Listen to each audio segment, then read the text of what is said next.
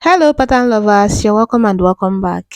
I will not pretend that I did not miss saying that, but yeah, you're welcome to this amazing tutorial where I'll be showing you how to go about this cute blouse with an inverted love shape built up neckline, scallop hemline, and a tulip sleeve. So if you're interested in that, keep on watching and let me show you how best to do it.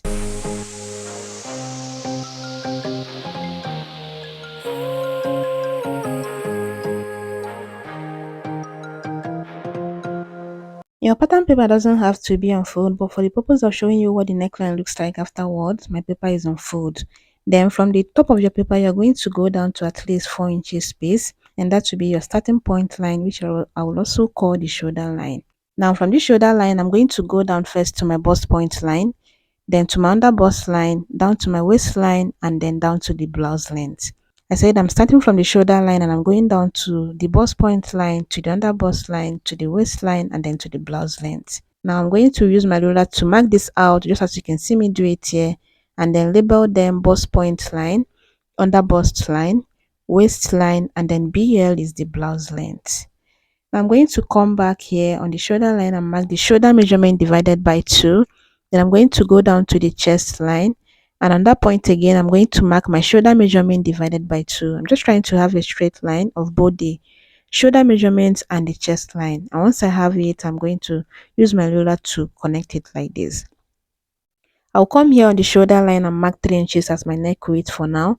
Then come down here to 1.375 to slope my shoulder and connect it to that 3 inches just like this. Next, I'm going to measure what I have left here all the way to the chest line, divide that into 2 equal halves and go in there to ½ inch.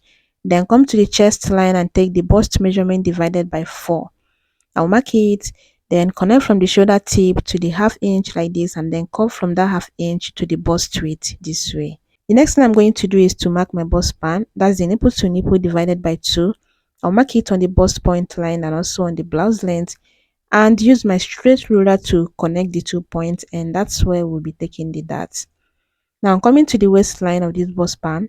I'm going to mark 0.75 on both sides, and that's a total of 1.5 for the dart intake. Then I'm going to connect from that 1.5 all the way down this way, and then take it from that waistline all the way to the bust point line this way on both sides.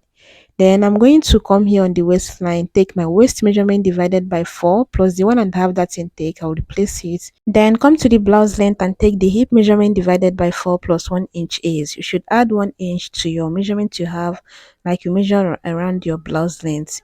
Now for the under bust tightening, I'm going to come here on the under bust line and measure my under bust circumference divided by 4. I'll mark it and measure from that point to the side seam this way. Whatever it is I have, I'm going to divide that into 2 and use that to tighten the under bust. And I'm taking this measurement from the already existing that legs. I have 1 inch that I measured, sharing that into 2, that's ½ inch, and I'm marking ½ inch on the center front from the already existing that leg, and then on the side front from the already existing that leg. That's the total of 1 inch.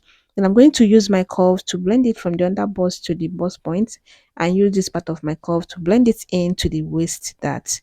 Once that is done, I'm going to come down here to 1.5 for my bust dart, because that's the difference between my front length and the back length. And now the next thing I'm going to do is to measure where I want the princess seam to be from the shoulder slope down this way on the armhole curve, and place my curve this exact way you see me place it, and not the way I placed it earlier.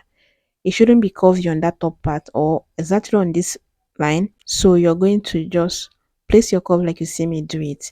Then I'm going to start from this line here and go out to 1 inch.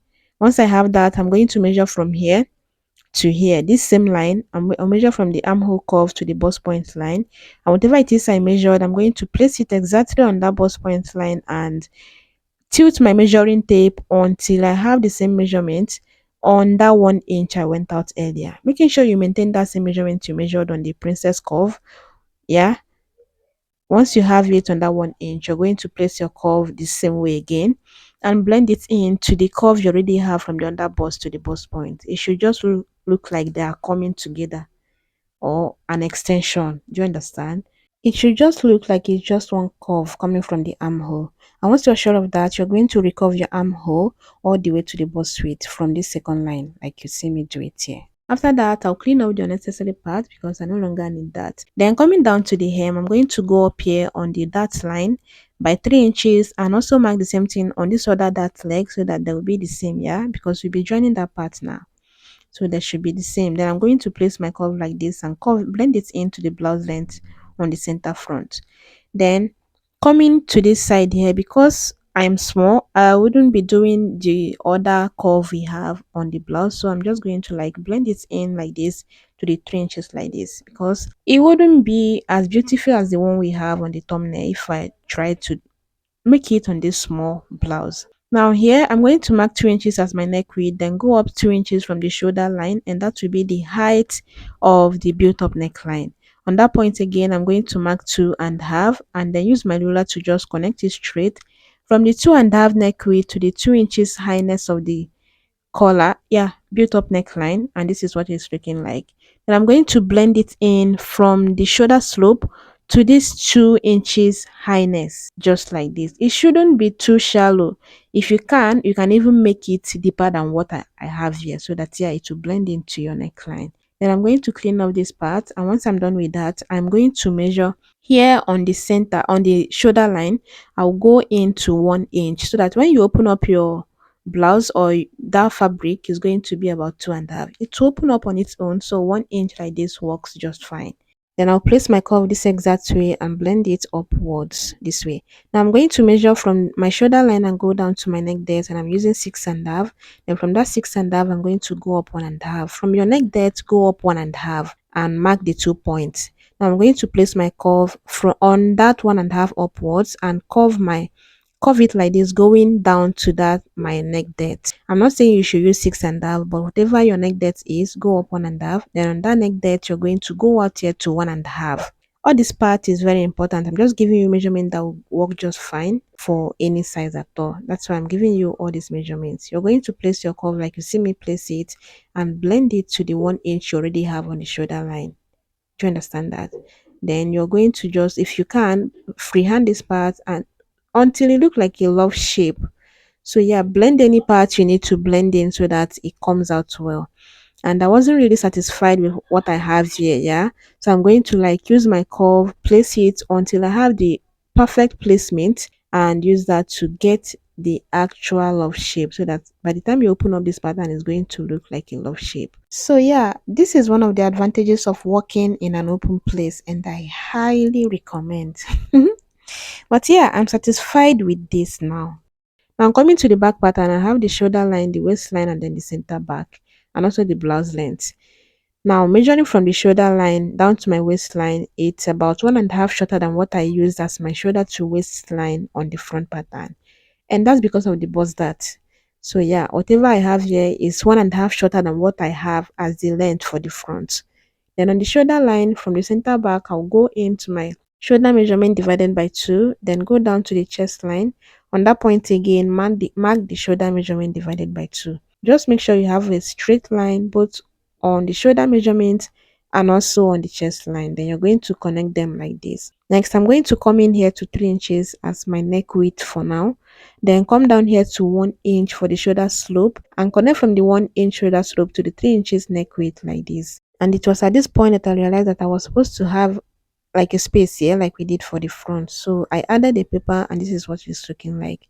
We're going to start taking our measurement for the high neck or the built up neckline. I'll extend the center back line because that's where our measurement will be starting from here. Then I'm going to come in here to 2.5, the same neck width I used for the front. Then go up to 2 inches as the highness of the built up neckline, and then I'm going to mark my 2.5 again on that 2 inches, just so I have a perfect square line to take in my neck measurement. Once I'm done, I'm going to also place my curve like this and blend in the neckline like you see me doing it here. And then I'm going to like come down to 0.75 to 1 inch. I recommend 0.75 to 1 inch here as your neck depth for the back. Then you're going to blend it in this way. Once that is done, I'm going to measure what I have from the shoulder slope down to the chest line like this, and divide that into 2 equal halves and mark it. Just have it in mind there. We'll be coming back to that. Next, I'm going to contour the center back on the waistline by 0.75. And then I'm going to place my ruler like this and take it all the way to the shoulder line. Then take it all the way to the blouse length this way. I'm going to take my bust measurement from this center back contour line, the bust measurement divided by 4, and then I'm going to place my curve this way to curve the armhole from the bust width to that midpoint we marked earlier. Next, I'm going to start from my initial center back line, that's the actual center back line, and go into my bust span, the same bust span I used for the front, then go up 6 inches as the dart length, and I'll be maintaining the blouse length as the dart length for the down part. Now I'm going to just connect it like this. Then for my dart intake, I'll be doing half inch on both sides of this line. That's a total of 1 inch dart intake for the back. Then I'm going to just take it all the way to the 6 inches dart length on the top, and then to the blouse length on both sides this way. And this is what the dart intake is looking like. We will be completing the dart line later, but for now I'm going to start from the center back contour line, take my waist measurement divided by 4 plus the 1 inch dart intake. On the blouse length, the hip measurement divided by 4 plus 1 inch is, and then I'm going to be connecting all of these body measurements together from the waist to the bust, then from the waist to the blouse length. Now I'm going to be adding my zipper allowance following the center back contour line this way. I'll just mark it on the vital point, that's the blouse length, the waistline, this top here, and also on the shoulder line like this, or the neckline, so that placing my ruler, I'm going to have the same shape I have as the center back contour line. And once you're done adding your zipper allowance, this is what you're going to have. You can decide to clean out the unwanted parts, but yeah, the next thing we'll be doing is to do the scallop for the back, except you don't want to. But yeah, I choose to do the same measurements I use for the front, that's 3 inches on the dart line, then blend it into the center back, and also blend it in from the 3 inches on the other dart line to the side seam. Next, you're going to be measuring your shoulder slope on this back pattern. Just measure it accurately. Bring in your front pattern and also measure the shoulder line and make sure that they're the same. If there is any excess, you're going to take it out, and I choose to do mine this way. I have about 0.125 excess, and I just took it out like you see it here. Now I'm placing this pattern side by side. This is what it's looking like, and you can see what I mentioned about the length being 1.5 shorter than what I have on the front. This is 1.5 here, and it's also 1.5 here, and that's the same 1.5 I used as the bust dart. 1.5 is not standard, please. I'm going to be cutting this out, and I'll first cut out the back pattern and watch where and how I'll be cutting this out. You might be wondering why we didn't like blend in the side seam on the hem of this blouse. I wouldn't advise that you do it if you want it to give you that same effect you see on the blouse. But yeah, you're also going to give it a princess curve on this back so that it will be easier for you to stitch in your dart later. Now I'm bringing in the front pattern. I'm simply going to, I wanted to like also close the bust dart on the other pattern, but yeah, I changed my mind about it. So I'm just going to like cut out this center front pattern this same way you can see me cut it out. And then I'm going to cut out this side, close just the dart I can see on the marked line. That's the one we are seeing here.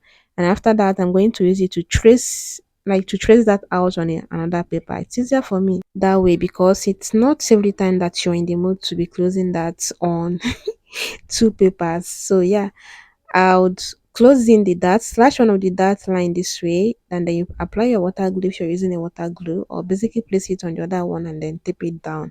So I needed to like add a paper here because already started cutting before I realized that I didn't close in the bust dart. So yeah, I'll go ahead and cut the rest of the pattern out. Then I'm going to duplicate this one. It's easier for me that way.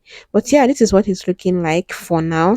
We are done with the front pattern and the back pattern, and this is what the neckline is looking like. This neckline, you can already see that this is a pattern you should trust. The neckline will come out banging. Now let's talk about the sleeve. For the sleeve, you're going to fold your paper. If you want to do this on a fabric, it's just that it will waste some part of it, but yeah, you can also do it on your fabric. You're going to fold your paper, mark a starting point line, then you're going to start from that starting point and go down to your desired sleeve length. Here I'm using 9 inches, then I'm going to mark it out like you see me do it here. Then whatever width you have here should be the same width you used to fold out your sleeve so that your sleeve wouldn't be too wide. Then for the curving, Let's say I usually use 3.5 to curve my sleeve. I'm going to be doing 5 inches here. Add 1 inch to 1.5 to what you usually use to cover out your basic sleeve. Yeah, then you're going to go up here to 2 inches or 2.5, or better still, start from the starting point line, go down to your desired sleeve length. Here I'm using 6.5. I'm measuring from that point to the hem of the sleeve, it's about 2.5. Then you're going to blend it in like you see me do it here. Then on the sleeve length, you take your round sleeve measurements of that point of your hand, and then add 1 inch to it and connect it to the sleeve width this way. Blend in this part nicely, because whatever you see here is what you're going to cut out here. Then I'm going to cut it out so that we do the main tulip design. Once I'm done, I'm going to notch the midpoint. That is very important. Then you're going to start from this midpoint now and go into 3 inches on one side, or better still you do 4 inches. So I choose to do 4 inches. Then on that 4 inches, I'm going to just blend it in this way. Can you see what I have? Just blend it in like this, and that's it all. You're going to cut it out and then of course duplicate this. You're going to have two of these to make up your tulip sleeve. Yeah, you're cutting the same shape, this exact shape. And after cutting it out, don't also forget to notch the midpoint. Please don't forget to notch, even on your fabric. Don't forget to notch. I'm placing it like this. This is what it's looking like, and the sleeve after doing your adding the pleats for the puff is going to come out where. Now we have this for the sleeve, and this is for the one hand. You're going to cut for the other hand. Then we have the side back, which you're going to cut two of that, and then we have this side front, which you're going to cut one of it because we have two side fronts, or better still, you use one of the side front to cut for the two. It's easier that way so that you have the same measurement, the same joining allowance, the same side seam allowance. Then we have the center front, which you're cutting one of it, yeah, or you just put it on fold and cut it on fold. Then we have the center back, which you're cutting two of that. So yeah, that's all the pieces you need. And to make it easier for you, we can decide to just do this sleeve that we have here, the two pieces. You're going to just mark or indicate that you're going to cut two of each so that you have for the other hand. But yeah, this is what the pattern is looking like, and you can tell that this pattern is going to come out so well. So yeah, indicating how many pieces you need for each pattern is very important. You're going to be transferring all of this to your fabric, add the necessary allowance, and happy sewing. And with that, I'll be seeing you on my next one. Be good. Bye bye.